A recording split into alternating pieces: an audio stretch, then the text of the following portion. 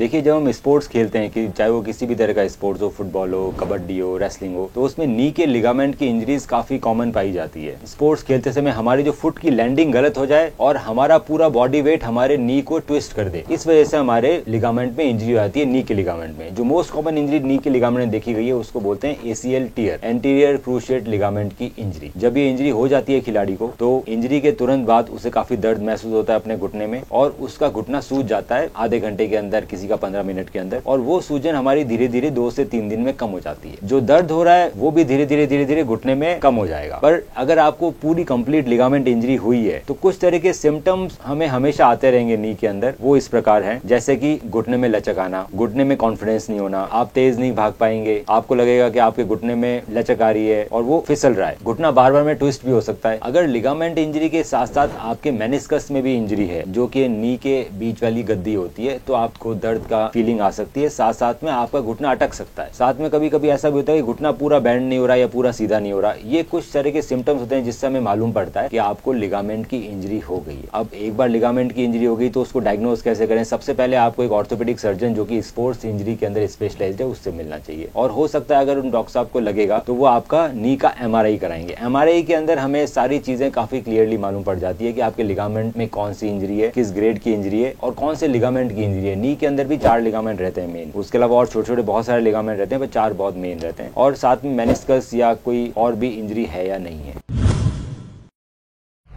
जैसे कि मैंने बताया कि लिगामेंट की इंजरी में क्या क्या सिम्टम्स आ रहे हैं। जब हमारा लिगामेंट का काम क्या रहता है, हमारे लिगामेंट का काम रहता है हमारे दोनों नी को आपस में पकड़ के रहना। जब मेरा लिगामेंट टूट जाता है, किसी पेशेंट का लिगामेंट टूट जाता है, तो उसमें लचक आती है। लचक में जो माइक्रो मूवमेंट मेरे नी में क्रिएट होते हैं वो मेरे नी को 20 साल के अंदर बिल्कुल खराब कर देते हैं। वो नी वैसा हो जाता है जैसे कि किसी 60 या 70 ईयर ओल्ड पेशेंट का नी होता है। जब हमारा नी खराब आता है, उसका कार्टिलेज पूरा घिस जाता है, तब उसका इलाज सिर्फ एक ही बचता है, वो है नी रिप्लेसमेंट की सर्जरी। तो इन सब से बचने के लिए हमें लिगामेंट की इंजरी का पता लगाना बहुत जरूरी है।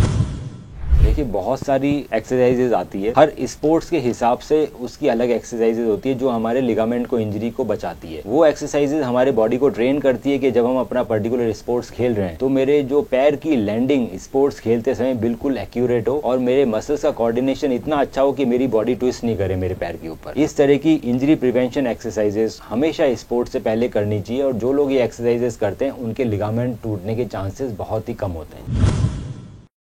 यदि लिगामेंट इंजरी हो जाता है और आपको ये सिम्टम्स आ रहे हैं तो सबसे पहले आपको डॉक्टर से सलाह लेनी है। डॉक्टर को लगता है तो वो आपकी MRI सजेस्ट करता है, और MRI में अगर लिगामेंट टूटा हुआ आता है तो आजकल इसके लिए दूरबीन से सर्जरी होती है। दूरबीन की सर्जरी में रिहेबिलिटेशन बहुत फास्ट होता है, आपको ज्यादा पेन का भी महसूस नहीं पड़ता, ब्लड लॉस भी बहुत कम होता है, और आप सर्जरी के अगले दिन से ही चलने लगते हैं। और सबसे लेटेस्ट टेक्निक है जिसको बोलते हैं all inside ACL reconstruction with fibre tape internal bracing. ये और भी एडवांस्ड है, ये स्क्रू से भी और एडवांस लेवल की सर्जिकल टेक्निक है, जिसके अंदर हम खिलाड़ी को 3 महीने के अंदर वापस गेम के अंदर खेलने के लिए भेज देते हैं। रनिंग एंड गेम आपका 3 महीने में रिज्यूम हो जाता है। वही जब हम पहले स्क्रू डालते थे उसमें 7 से 8 महीने लगते थे। साथ में इस सर्जरी में दर्द बिल्कुल कम होता है ऑपरेशन के बाद, क्योंकि उसमें बहुत ही छोटे छोटे छेद होते हैं हड्डियों के अंदर। स्टेप 1, आप अपनी MRI रिपोर्ट मुझे व्हाट्सएप करें।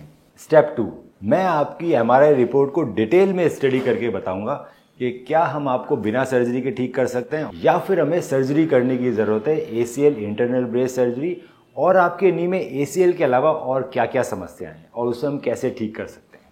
स्टेप 3, जब आप मुझसे मिलने आएंगे तो मैं आपके नी का डिटेल्ड फिजिकल एग्जामिनेशन करूंगा, आपकी फिल्म्स को डिटेल में देखा जाएगा और उसको देखते हुए आपसे ट्रीटमेंट ऑप्शंस डिस्कस किए जाएंगे। आपके जितने भी सवाल हैं उन सभी का मैं जवाब दूंगा। ACL इंटरनल ब्रेस सर्जरी की रिकवरी आप देख सकते हैं हमारे फेसबुक के ACL विनर ग्रुप में, और देख सकते हैं कैसे एथलीट्स 3 महीने के अंदर रनिंग चालू कर रहे हैं ACL इंटरनल ब्रेस सर्जरी के बाद। आज ही अपनी MRI रिपोर्ट हमें व्हाट्सएप करें।